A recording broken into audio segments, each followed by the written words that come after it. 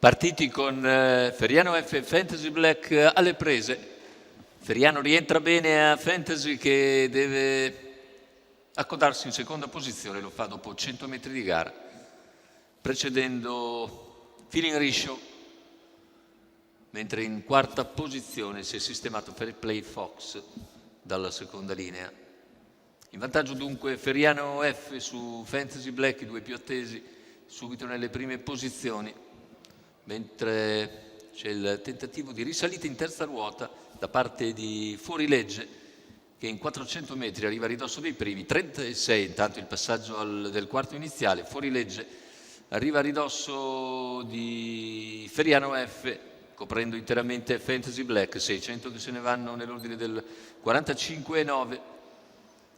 Fuorilegge si trascina Frida Pax, mentre per corsie esterne avanza ora in terza ruota Fenomenale Chi. A largo anche Frankie Bright, intanto gli 800 in 1 minuto e 9 decimi, andatura costante sul piede dell'1,16, in vantaggio Feriano F, Fantasy Black in seconda posizione, Fuorilegge che agisce al largo, la terza ruota costante di Fenomenale Chi, ora dopo 1 chilometro in 1,16 e mezzo.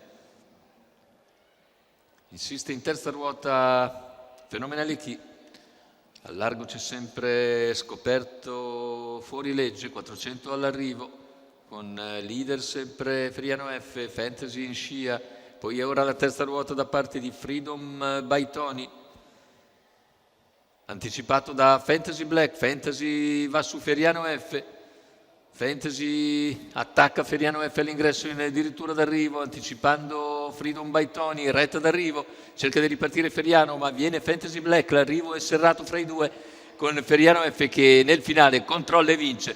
Su Fantasy Black, terzo posto per Freedom by Tony, 1,15 e mezzo, 29,9 a chiudere. Francesco Pettinari, insediolo a Feriano F, conquista il comando e poi regge il tentativo finale di Fantasy Black, che ci prova, guadagna qualcosa, poi Feriano torna in vantaggio e vince, torna in netto vantaggio e vince molto molto bene. Mentre al terzo posto finisce Freedom by Tony. Successo per Feriano F, Francesco Pettinari e Massimo Trevellin per conto della scuderia Evergreen.